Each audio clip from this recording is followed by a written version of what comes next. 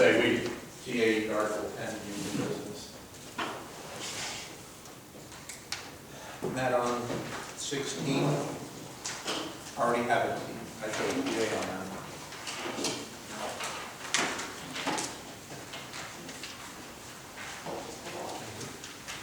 It's actually just. What date? This was TA'd on February 3rd. And in fact, it's identical to what you just gave. Right, I think what we did, we had asked for it to be productive in a different area. Maybe. Right. So I didn't have this TA, but that's fine. Huh? Maybe you should bring your book along.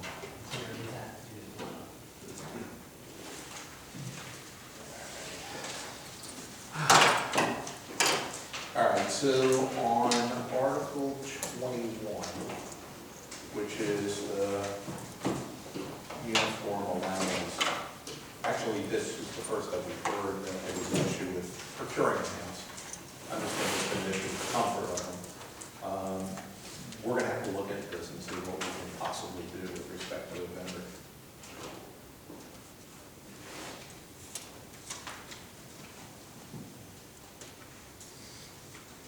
On Article 23, 2302, the wallet designed by the union, we would do that, the union paid for half of it.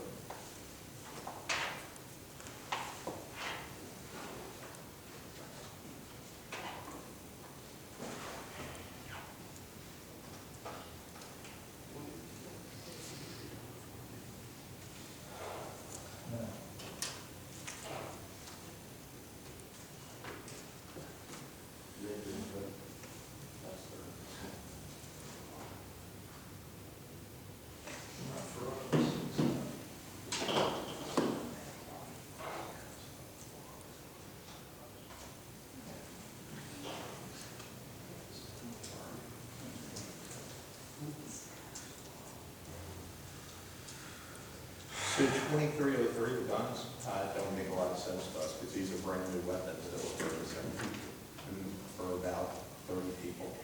And it's not like they're going to be retired, the guns themselves. And so if somebody turned around 5 years after getting a gun, takes it with them, we have to now go buy a replacement.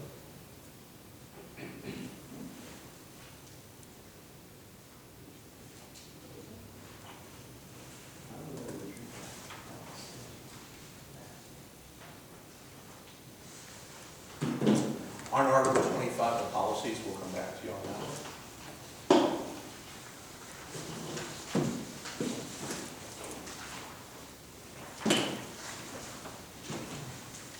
On the retention agreement, we're going to stick with our last proposal on the retention agreement. We just don't see the justification for a year.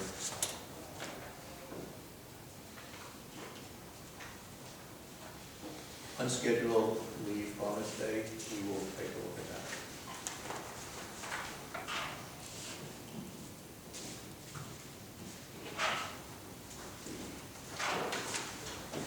So on the wages, what options do you want us to consider?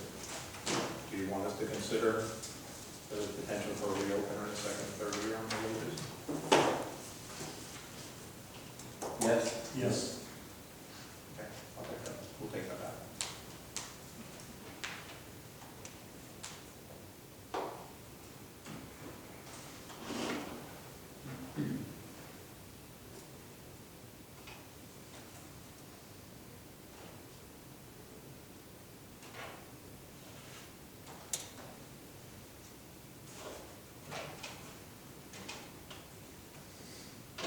Let us work on our end and come back and see if we get this thing resolved. I have a question. Sure. Where are we at on our discipline policy? Our investigation policy for 112? I'm not sure I follow you. I mean, 112 is 112. So, yes, so 13.1, you guys said you would do not hire, promote, suspend, or otherwise discipline employees for test files inconsistent with chapter 112, part 6. 112, 533 says that you shall have a policy in effect. And And we have since changed the, we're just issuing on-site discipline, which has become an issue for us. Oh, okay, I see what you're asking. Yes. So are we changing the way we have previously done discipline, where we're just gonna do it on-site? Like, there's no investigation? We're not okay with that. No, I get it. I can't answer the question, this is the first I'm hearing. Well, it's already been changed. Already had some issues with this, and the union wants it on the record that this is not what we agreed to in the contract. We agreed to have a policy, and the policy would be followed. If we're gonna change the way, what we were doing with investigations and discipline, we want to bargain over it. Not just some arbitrary change where we start handling discipline without ever questioning it. So I don't know. So what you're saying is that we're not doing the IAs anymore? You're not doing anything, you're just issuing discipline. Okay. All right. It's the first I've heard. Right, so in the past, we would do, if there was a use of force or something, we would do an IA. Right.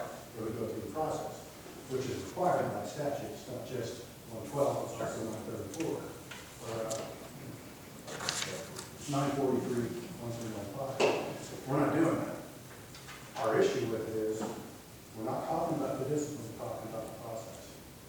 We are not okay with the way this is going. If we want to do a fast track discipline like the county, the sheriff's office, then bring it to us and let us do it. But the changes are being made without any. We're finalizing the fast track right now. Right. But we've already had discipline issued on site, and we're not okay with that, so. I just want to make sure that I understand, when you say discipline on site, does that mean discipline without going through an IA? Correct. Or officer waiving their rights. We did agreements on, like an excessive use of force. If you sustain an on-site excessive use of force, you just kick in 943-1395, because now you have other issues. Now you've got FDLE Form 78, you just put this officer in, and the statute says, then you have to do a report. The employee agency must conduct an internal affairs investigation. It's statute. No, I understand. Well, they don't. Well, I can't tell you whether they do or not, because it's If the first time we're hearing gonna of change it, it. if we're gonna change it, I mean, we're issuing discipline. It started out as a letter of reprimand, or negative EPNs aren't disciplined. Now we're at a suspension. So what our concern is, so now we're at a suspension, what's next? Termination? So here's my response to you, Greg. I've known you for a long time. Yeah. We communicate, we've never had a problem Right. communicating. When these issues come up, contact me. Let me know what's going on, and I can try, I can get to the bottom of it, Okay. instead of waiting to come here to raise it. And I'm not chastising you for doing that, but I'm just saying. We've been through, you know how serious, we've had other issues with, not here. Right. But you and I both are understanding the complexities of the Bill of Rights and where the union is concerned as far as the whole aspect of the investigation, how the investigation is done, because we end up having, you guys are done with it after an officer's discipline, well, we gotta go in front of the Criminal Justice Standards and Training Commission. Depending on Depending on what it is. Right. So all we want, again, this is not about, Right. what we want is to be taken care of. There's gonna be changes. And so if there is gonna be changes, we want to make sure that we are involved in the process. We've been waiting a long time for the policy. And we can't be issuing discipline that, the past practice has been an investigation. So I'm not trying to beat anybody up here. We have some concerns. Sure. And those, I want it out here, and just, I want some open dialogue. And so for me, like I said, if it's gonna be close, because I know we're gonna close the contract, and you're gonna get to say, you guys should negotiate. It's already in the contract. We just wanna make sure that the policy in place is bargained for, so it's visible. No, I understand where you're going. So let's just. The next time I'll email you, if it's gonna be that easy, I'll just email you and Rich, and then. Well, yeah, you should, absolutely. Yeah, and what I can do is I can circle back to you two guys on this issue. Yeah. Yeah. And, it's not something we have to, wait for the next bargaining session. Okay. You didn't want me to end it on that, but, you want, So one of our members would like to say something, you guys will listen. We had a couple of things as senior officer plan. Sure. About that. As long as you're nice to me. He can even sing it. Hi, my name's Harvey Sutton. I've been with the county, working on year 20 with the county, and I've been with the county. I'm showing loyalty because I love my job, and I've been through 3 or 4 years with no raise. Been through, getting mandated 3 or 4 times in a pay period, missing holidays, big events, family situations, whatnot. And the problem that I have, or that I see, speaking for myself, is being a senior officer, showing the loyalty, and being there as long as I have, it's disturbing to me how new people who have no life experience, who have no experience doing the job, can come in making $3 less than me. I have a problem with that, simply because I have shown the loyalty, and the people, a lot of the people that are coming in, they're only coming in just to stay 2 or 3 years, get experience, and leave, and go somewhere else to make more money. And it's a slap in the face for somebody to come in off the street, to come in making $2 less than me, and I've been there 20 years. And even senior officers who are just getting their senior officer raises are making exactly the same amount of money as me, and they haven't been there 6 years. I have a problem with that.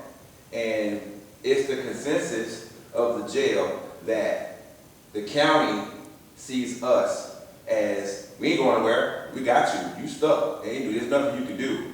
And hence rewarding the new people.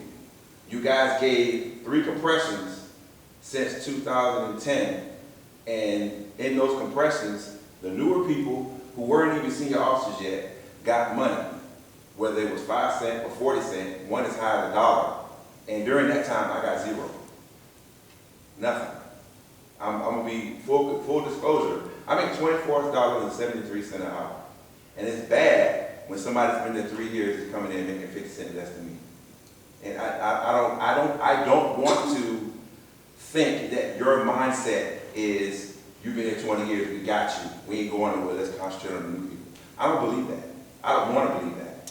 Simply because the loyalty, as far as I'm concerned, I've shown that loyalty is there. And I'm not going nowhere. But when we see people that's coming in, that's the new people making the money that we're making, well, I don't understand how you feel it's fair. It's not.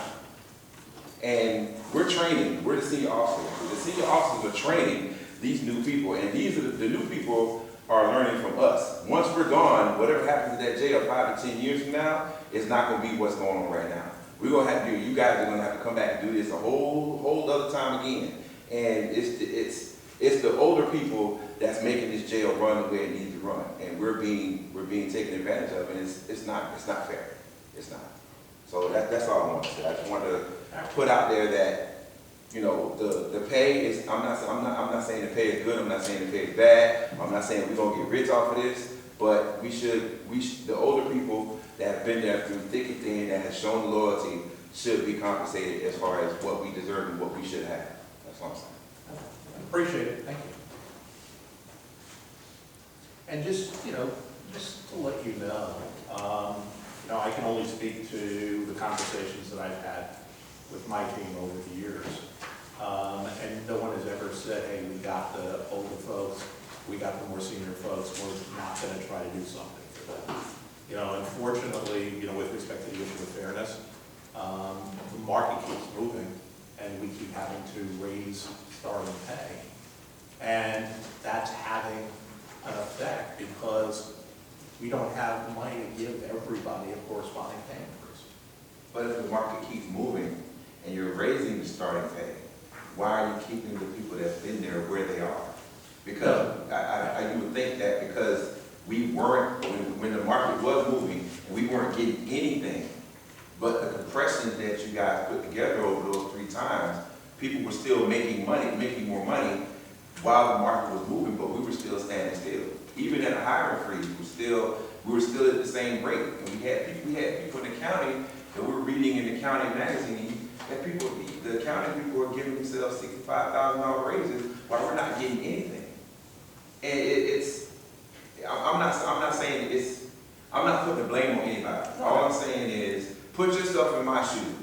if you're doing the job that you've been doing for 10 to 15 years, and you got a younger 23, 24-year-old that's coming in doing the exact same thing you're doing, and making the same amount of money as you, how would you feel about that? Yeah, like I said, I'm not, I'm not disagreeing with what you say. And I'm not trying to minimize in any way the issue, because I know it's an issue. I know it's an issue because I addressed that issue and addressed it with this guy plenty of times. It's an issue everywhere. And all I can say is that we're trying our best. With that said, period. And obviously it's something we need to continue to look at.